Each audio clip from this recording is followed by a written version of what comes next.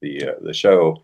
And also, I wanted to defer to Debbie on this because I just found out that we have T-shirts on our website. What's that all about?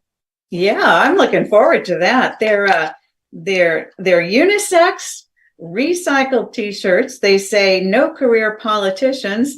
And I think we got it dialed in there because we want to recycle t-shirts, not politicians. Oh, I love it. That's perfect. So yeah, go on our site, we the people, termlimits.com, and there's a little shop icon up there. And everyone is more technical than I am, so I know it works because Fred told me so. Anyway, with that, we're going to move on to our discussion. And our first discussion is going to be a gentleman by the name of Senator Chuck Grassley from Iowa.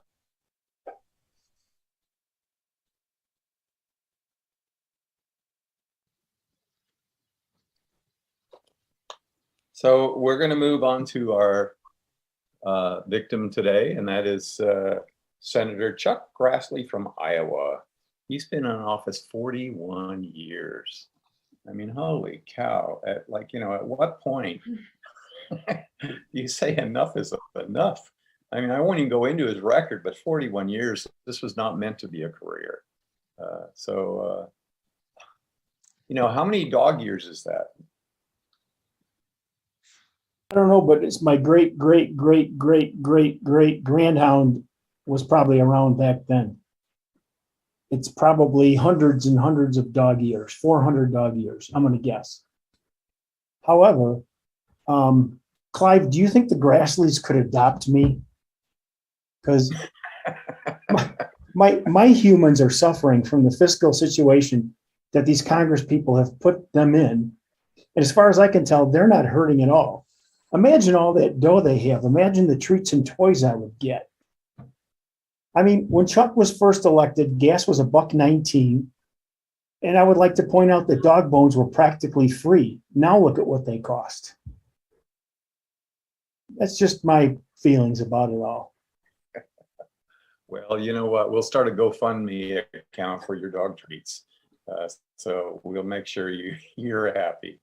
Thank you. But again, this guy, he's 88 and he's going to be 94 at the end of the next term. I mean, seriously, what do you think, Debbie? I mean, that's. Well, I have some thoughts about, and I don't know if this is Grassley. Sounds like he showed up, which is good, and more of us need to show up. And here's a reason I think we need to show up. When in the last people we were talking about, they got off the hook. And it's not just that they get off the hook, but it's that it's a conflict of interest.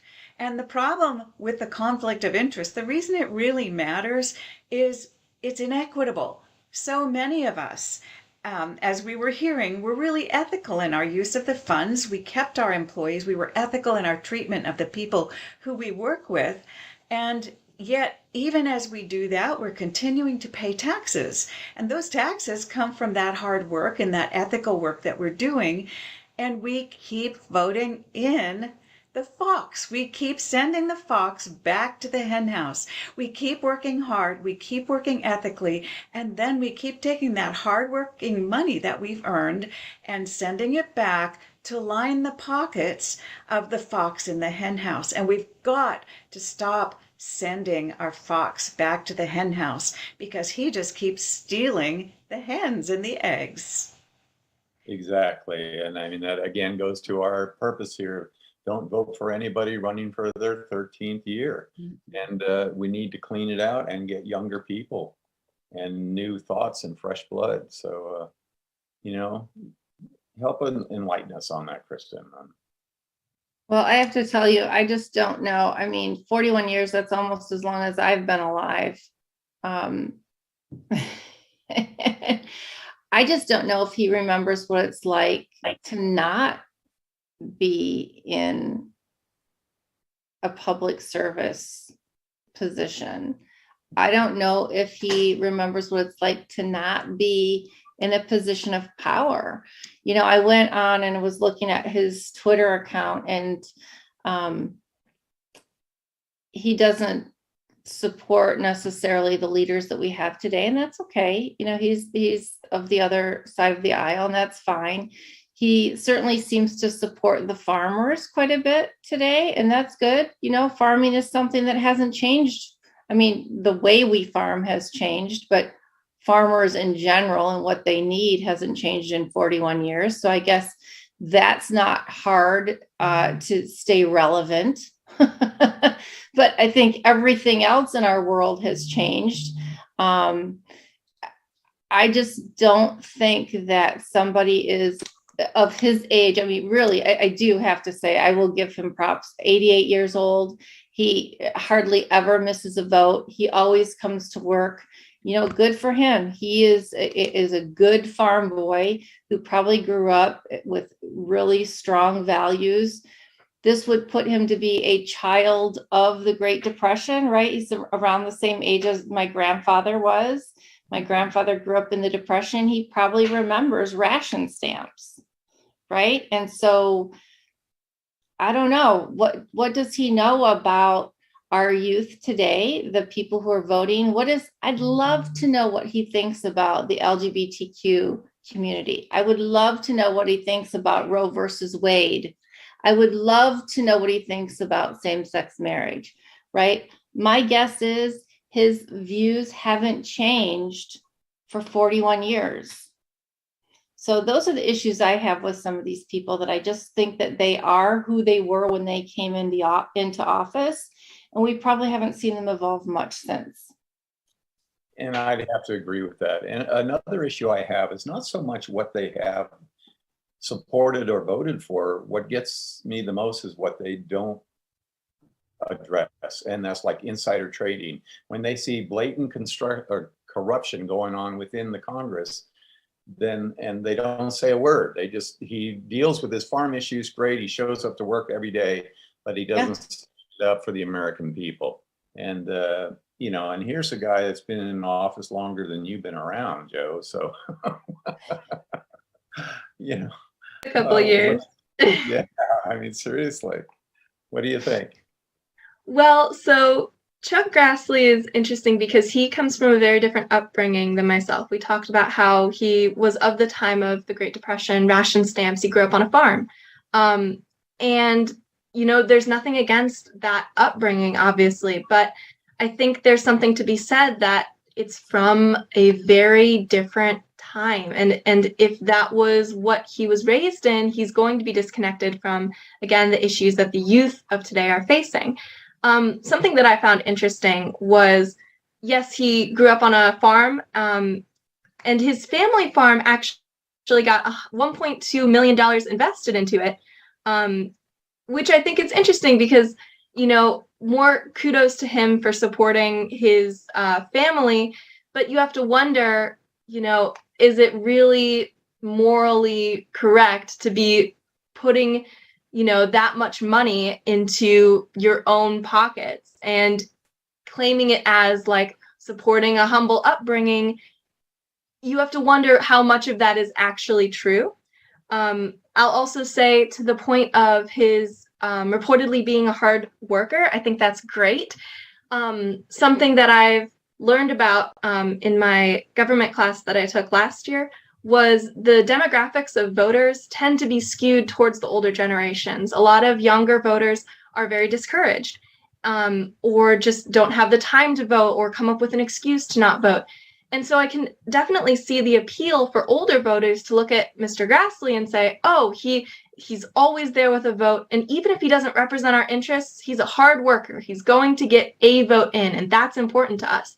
And so maybe another part of this conversation is, again, re-encouraging young people to be active in their local politics, in voting for their senators, and making sure that their voices and their votes are heard on the ballot, and making sure that, you aren't silenced by the fact that, some of the older people who are retired might just have more time or more interest to pay to politics.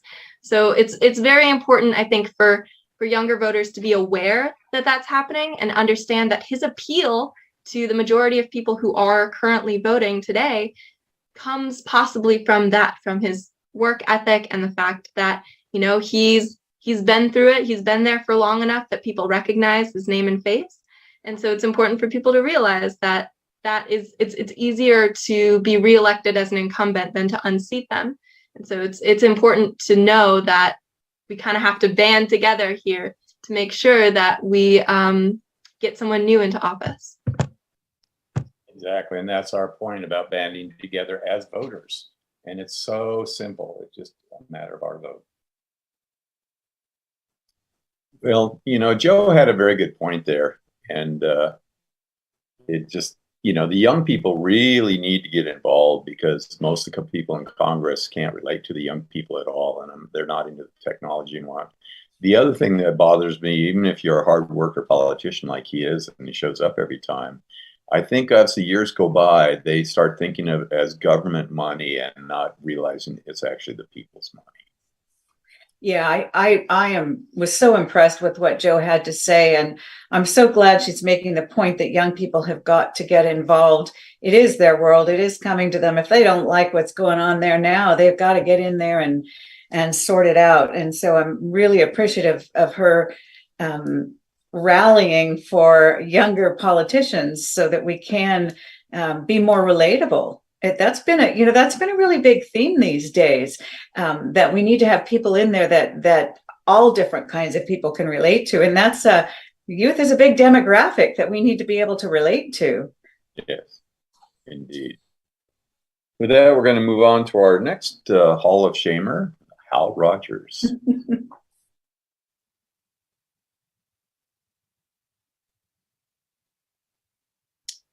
Now, Hal Rogers is an interesting character because he has a moniker, if you will, calling the Prince of Pork. And although he claims not to be earmarking the stuff, in practice, he really is. So I'm sure this is something that Liberty would like to take a bite out of that pork. Well, it was in the notes prepping for the show today, Clive. It said that he was the Prince of Pork, and it said he publicly swore off earmarking, but then when it comes time to walk the walk, instead of just talking the talk, he doesn't, quite frankly, here's what I think we should do. We should probably shrink wrap him and put him in a pork museum. And then, when people come to see him, they'll understand what happened. But I found out something also researching him that you're going to think I made up, but I did not. Someone is actually selling a T-shirt with a dog in it, and it's called the Hal Rogers dog T-shirt. And to make matters worse, it was designed by, and this again, not making this up, somebody that goes by Freckles Fun Cat is the designer of the Hal Rogers dog T-shirt. So what dog would wear a shirt with Hal's political campaign symbol on it? That is just plain insulting to dogs everywhere. And if that isn't evidence that we don't need him leading us from Congress anymore, I'll tell you what, I would wear a shirt with a bright young problem-solving person on it. Give me a shirt like that and I'll wear it. All right, well, that's interesting. I hadn't heard about it. Look it up. I'm not kidding. I believe it. I really do. So, Debbie, where are you at with Hal Rogers? Give us your insight. Well, he may have stepped down as the Prince of Pork, but he is the king of conflict. He has an incredibly incestuous relationship. He has banks, he has nonprofits, and then he goes in and doesn't recuse himself, but actually votes and promotes all kinds of acts and federal spending in favor of his bank and his nonprofits. And so this man is, let's call him two-faced. And time for him to recuse, but you know what? He's not recusing. So let's go with what Joanna said, and we the people, recuse him ourselves. And I want to say thank you to Joanna. It is so critical for young people to get in there. You guys are the ones making the money now. You're making the big bucks. You're making more than we old folks are now, most of you. And it's your money that's keeping these crooks in office. So there's really only one way, and it's the way our government works. And we didn't really teach this well enough in school, but the only way to fix it is to get out there and vote them out. And it's your job to do that. And thank you, Joanna, for explaining that. And with that, I'm going to go right to Joe and to let you respond to that. Oh, wow. Okay. Yeah, I would just reiterate sort of what I've said before about the way that corruption is being exposed today more than ever in the past.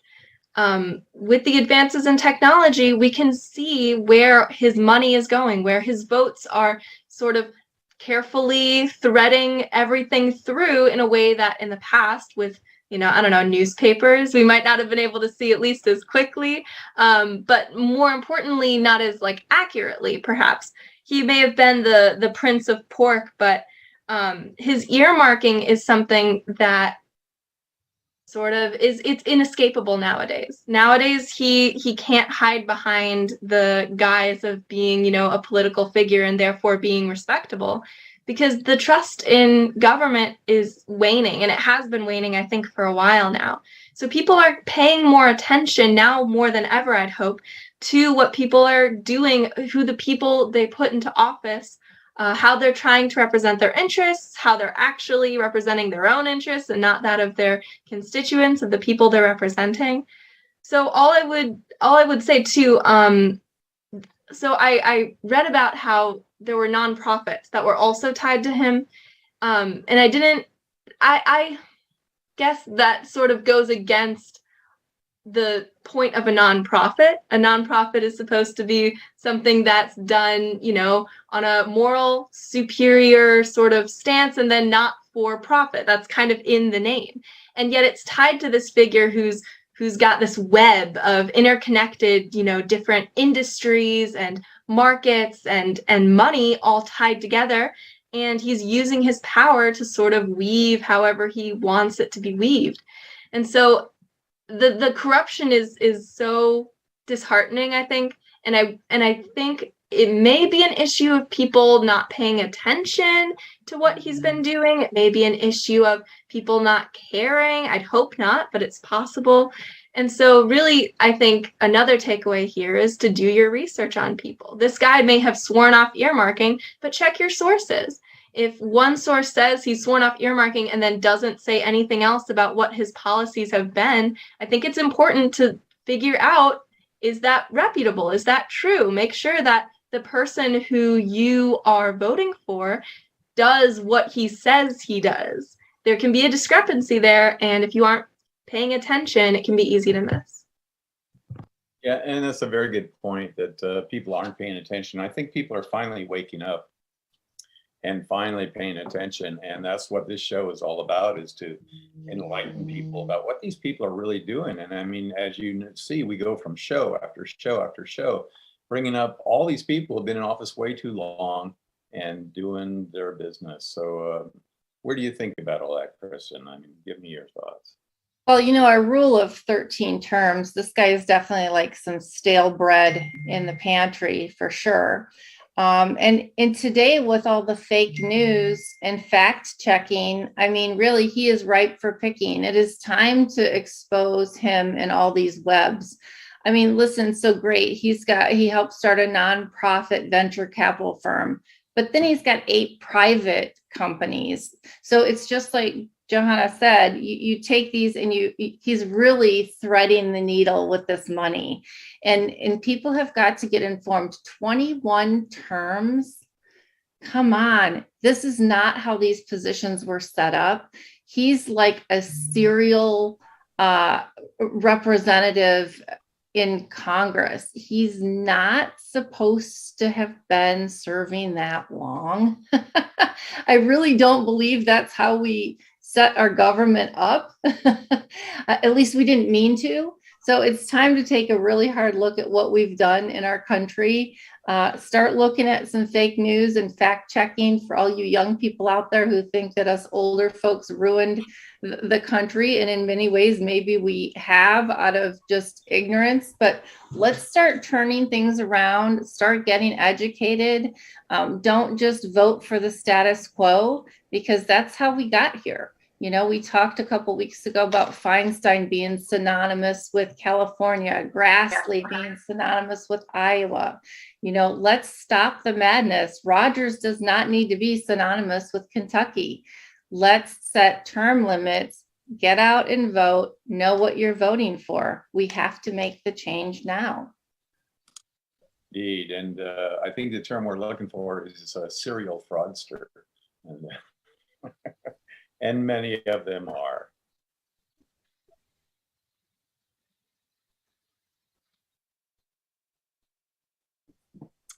So anyway, we're back, and to Kristen's point, you know, we really need to pay attention to these people, how long they've been in office, and you know, they get the idea that what they're doing, they actually believe they're helping the people by helping themselves. Yeah. Self-deluded. You know, there were some great points made there, and I'm thinking maybe it would be helpful if we say to people, look, here's where you can say more about it and get more information. And the website is wethepeopletermlimits.com, and you can go there and find out more. And you can also link to get the T-shirt there, I think, but and then link to sign a petition, or go to change.org, and we have a petition there too. But if you go to get the T-shirt, you can link to the petition. And we're going to have 4 T-shirts, I believe. But the first one is the one that is the recycled one, like not recycling petition, recycled T-shirts, not politicians. That would be a good T-shirt in itself, right there. And oh, it would, yeah. Maybe that's number 5. There you go. There you go. So I want to thank everyone for joining us. Check us out, wethepeopletermlimits.com, where we can control the Congress and the Congress just by virtue of our vote. And then later we'll talk about how you can also exercise control by how you spend your money.